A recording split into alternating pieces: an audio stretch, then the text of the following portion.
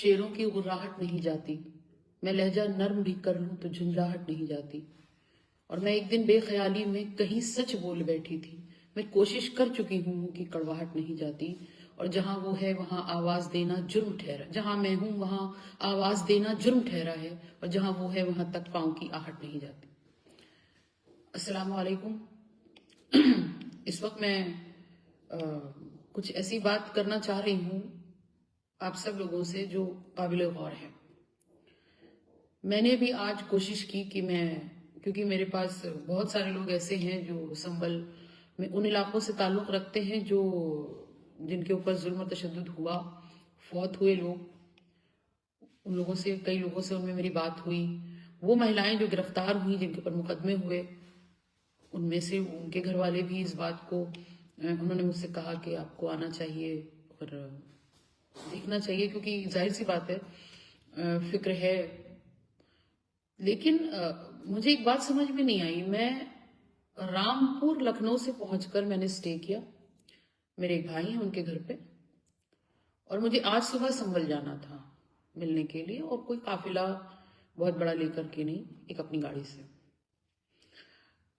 मैं एक महिला भी हूं, सोशल वर्कर भी हूं, लेकिन मेरे उन भाई के घर में कल से LIU के फोन्स, इनके फोन, उनके फोन बहरहाल, और मैंने तो किसी को कोई इत्तला भी नहीं दी। बहरहाल कैसे हो रही है खबर वो भी मुझे पता है, लेकिन खैर लेकिन मुझे सुबह ही वहां पे 8:15 बजे तकरीबन पुलिस फोर्स आ गई और उन्होंने कहा कि आप संभल नहीं जा सकते।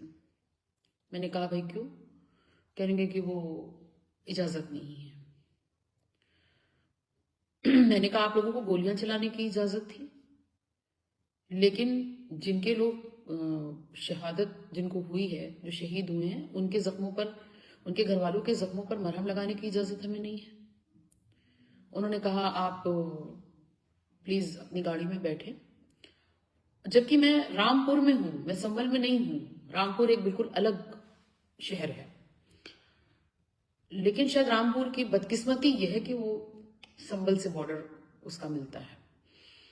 और उसके बाद उन्होंने मुझसे ये भी कहा कि आप सीधे लखनऊ चले जाएं।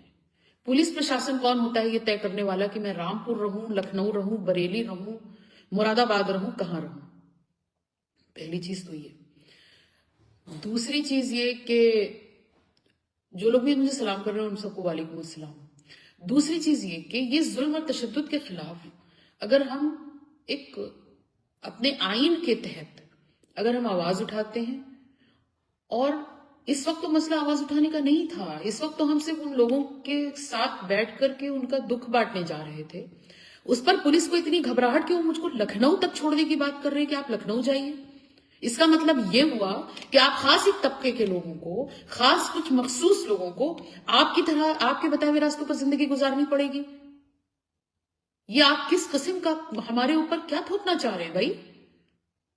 आप मुझे बताएंगे कि मुझे कब बरेली रहना है, मुझे कब रामपुर रहना है, मुझे कब मुरादाबाद रहना है, और संभल क्यों नहीं जा सकते हैं? यही आपने बहराइच में किया। जो लोग वहां परेशान हाल जो फोन कर रहे हैं, जो लोग मिलना चाह रहे हैं, जो और लोग जो मदद करना चाह रहे हैं, उनसे आपने उनका राब्ता कटवा दिया। अब उसके बाद आप आगे संभल पे। ये जो एक सोची समझी साजिश उत्तर प्रदेश की सरकार पुलिस प्रशासन की मदद से कार अंजाम दे रही है, इसका अंजाम अच्छा नहीं होने वाला है, क्योंकि आप मजलूमों की आवाज को कब तक दबाते रहिएगा। एक मेरे वालिद मोहतरम का शेर है, और इस शेर को सच होता हुआ आप भी देखेंगे और मैं भी देखूंगी इंशाल्लाह, कि एक आंसू भी हुकूमत के लिए खतरा है, तुमने देखा नहीं आंखों का समंदर होना। सत्ता में बैठे लोग ये भूल रहे हैं कि सत्ता जाती भी है। पुलिस प्रशासन ये भी भूल रहा है कि सत्ता बदलती भी है। आज वो जिनके तहत, जिनके इशारों पर कर रहे हैं ये काम, कल को जब सत्ता बदलेगी तो फिर उनका क्या होगा? क्योंकि उनको ये काम, मैं इतनी ज्यादा शॉक्ड हूं कि पत्थर, बहुत दिन से मैं इन बातों को डिबेट्स में कह रही हूं, अगर हम ये बात मान भी लें कि पत्थरबाजी इधर से शुरू हुई, जिसको ये मस्जिद पक्ष के लोग कह रहे हैं, बल्कि कुछ न्यूज चैनल्स ने तो बड़ा ऑब्जेक्शन किया मेरे ऊपर कि आप उनको मुसलमान क्यों कह रहे हैं, हमने तो नाम नहीं लिया। हमने कहा भाई मस्जिद पक्ष के लोग कौन हो सकते हैं? मैं भी मस्जिद पक्ष से हूं, और उसके बाद वो पत्थर चलाते हैं। मान लेते हैं आपकी 1% बात, उस पत्थर चलाने के बदले में पुलिस वाटर कैनन का इस्तेमाल नहीं कर रही है, पुलिस टीयर गैस का भी इस्तेमाल नहीं कर रही है, लाठी चार्ज भी नहीं कर रही है, पुलिस सीधे गोली चलवा रही है या चला रही है।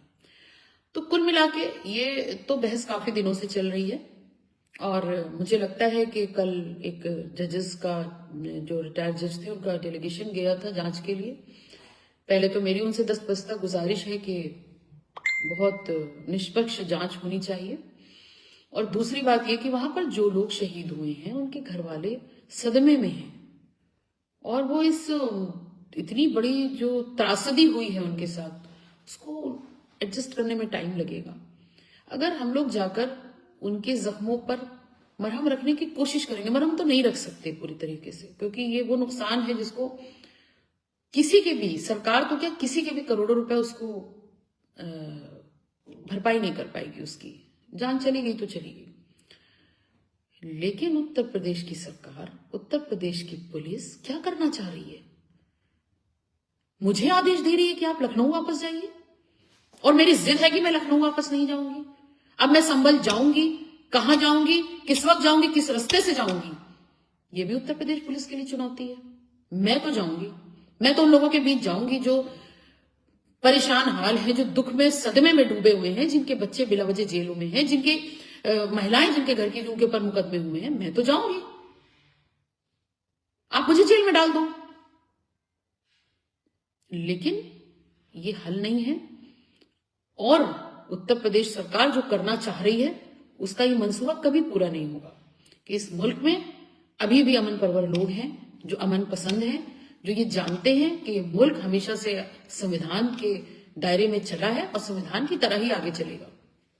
भले कुछ फिरका परस्त ताकतें आकर के संविधान को बदलने की कोशिश करेंगी, ह्यूमन राइट्स पर अटैक करेंगी, आरटीआई के बहाने लोगों को लड़वाने की कोशिश करेंगी, कभी एएसआई का बहाना लेकर, कभी पुलिस का बहाना लेकर, कभी इलेक्शन कमीशन का सहारा लेकर। लेकिन ये सारी चीजें बहुत दिन चलने वाली नहीं होती हैं, क्योंकि जुल्म कितना भी बढ़ जाए उसका मिटना तय है। ये इस मुल्क का इतिहास है। इस मुल्क के अंदर भी बहुत सारे जालिम बादशाह आए, बहुत सारे लोगों ने जुल्म तशद्दुद किया, लेकिन वो मिट गए। मुल्क जहां था वहीं है। आज मुल्क एक ऐसे लोगों के हाथों में है जो उसको डेंजर जोन में लाना चाह रहे हैं, लेकिन जरूरी नहीं है कि जो वो चाहें वो पूरा। इसलिए मैं आप लोगों से ये गुजारिश करती हूं कि अमन बहाली में साथ दें, लेकिन जुल्म के खिलाफ खड़े हों, एक संविधान के दायरे में अपनी आवाज को उठाएं। और क्योंकि पहले, अभी हाल फिलहाल की बात करें और पीछे ना जाएं हम अगर, तो अभी बहराइच में हुआ लेटेस्ट, उसके बाद अब आप संभल पे आ गए। मतलब आप किसी के भी घर में चले जाएंगे, वहां पर आप कुछ ढूंढने लगेंगे, और वो घर वाले अगर उसका एहतजाज करें तो फिर उसके बाद उनको गोली पड़ जाएगी। ये शासन चल रहा है, ये प्रशासन चल रहा है। और ये क्यों हो रहा है ये भी सुन लीजिए। 2024 में जिस तरीके से पीडीए ने, यानी कि इस खासकर उत्तर प्रदेश के पिछड़े, दलित, अल्पसंख्यक, आधी आबादी, देश के जवान, किसानों ने, सबने समाजवादी पार्टी के स्वर में स्वर मिलाया और कहा कि नहीं, हमें अपने हक बचाने हो, अपने अधिकारों की रक्षा करनी होगी, तो और अपने बच्चों के भविष्य को मजबूत करना होगा, सुरक्षित करना होगा, तो इन फिरका परस्त ताकतों से पीछा छुड़ाना होगा। ये उसकी खलबलाहट है। ये हर इलेक्शन आने से पहले अपने इसी तरीके के कारनामे अंजाम देंगे कि लोगों के दिलों में नफरत बढ़े, फूट पड़े, और उसके बाद हमें सत्ता मिलती रहे। उस बीच में इनकी ईवीएम की टेम्परिंग छुप जाए, अडानी छुप जाए। सर्वे करा रहे थे ना आप, मैं पूछती हूँ आपसे, झांसी में जो बच्चे जल गए, 10 बच्चे जो मतलब बहुत बेदर्दी की उनकी मौत हुई, उन बच्चों के परिवारों में जाके सर्वे कराइए, एक ऐसी सर्वे टीम तैयार करिए। उत्तर प्रदेश के मुख्यमंत्री से मेरा आह्वान है कि एक ऐसी टीम तैयार करिए जो सर्वे सिर्फ मस्जिदों में ना करे, मदरसों में ना करे, गरीब मजलूम के घर में करे, जहां ये पता लगना चाहिए कि उसकी प्लेट में, उसकी थाली में खाना है कि नहीं है, उसके घर में नौकरी है कि नहीं है, बीमारी के लिए, बीमारों का इलाज कराने के लिए पैसा है कि नहीं, सुविधा है कि नहीं उस जगह पर। आप बात करते हैं कि सर्वे होगा। क्या कर रहे हैं आप? सत्ता पाने का इतना ज्यादा आपको जोम है कि कुछ भी करेंगे आप। एक कम्युनिटी को टारगेट करके आप ये बताएंगे कि हम इस कम्युनिटी के बहुत दुश्मन है, और दूसरी कम्युनिटी के आप किसी कम्युनिटी, किसी मजहब, किसी धर्म से बिलोंग नहीं करते हैं, क्योंकि आपके अंदर कोई धार्मिक भावना नहीं है। अगर धर्म की भावना हो तो फिर वो प्रेम सिखाता है, अपनत्व सिखाता है, हमदर्दी सिखाता है, रहम सिखाता है। ये नहीं सिखाता जो आप कर रहे हैं। मैं जानती हूं, मैं समझती हूं कि ये क्यों हो रहा है। मैं फिक्रमंद हूं इस बात को लेकर के। मुझे ये नहीं पता कि मेरा हश्र क्या होगा। मुझे इसकी फिक्र भी नहीं है कि मेरा हश्र क्या होगा, क्योंकि मेरे अकेले जिंदा रह जाने से कोई बहुत बड़े हालात, या मेरे बाहर आजाद घूमने से बहुत बड़े देश के हालात अच्छे नहीं हो जाएंगे। मेरे साथ कुछ भी हो, लेकिन मैं ये आवाज उठाऊंगी। मेरे अपने पूरे खानवादे ने, मेरे वालिद मोहतरम जनाब मुनव्वर राना साहब ने जुल्म और तशद्दुद के खिलाफ, गलत बात को गलत कहा, जुल्म के खिलाफ आवाज उठाई, और वो इसी परचम को बुलंद करते हुए इस दुनिया से रुखसत हो गए। मैं उसी खानवादे से और उसी शख्स जिसको लोग मुनव्वर राना के नाम से जानते हैं, मैं उनकी बेटी हूं।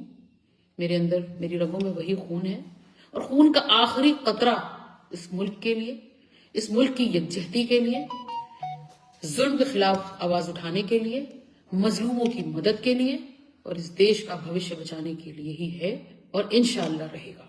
ये मेरा ईमान कहता है, और मेरी अल्लाह से दुआ है कि अल्लाह ये हालात जल्द से जल्द अच्छे करे। इस मुल्क को जिस तरह झांसी की रानी ने, रजिया सुल्तान ने, अहिल्या बाई ने, बेगम हजरत महल ने खूबसूरती से और अपनी बहादुरी से बचाया था, एक सपना, एक ख्वाब देखा था इस मुल्क के लिए, हम सब की जिम्मेदारी है कि हम उस ख्वाब को बचाने का, उसको सच्चा साबित करने का काम करें। इन फिरका परस्त ताकतों के खिलाफ खड़े हों, अपनी आवाज मिलाएं, वरना ये मुल्क के भविष्य, हमारे बच्चों का भविष्य क्या, ये पूरा मुल्क खा जाएंगे।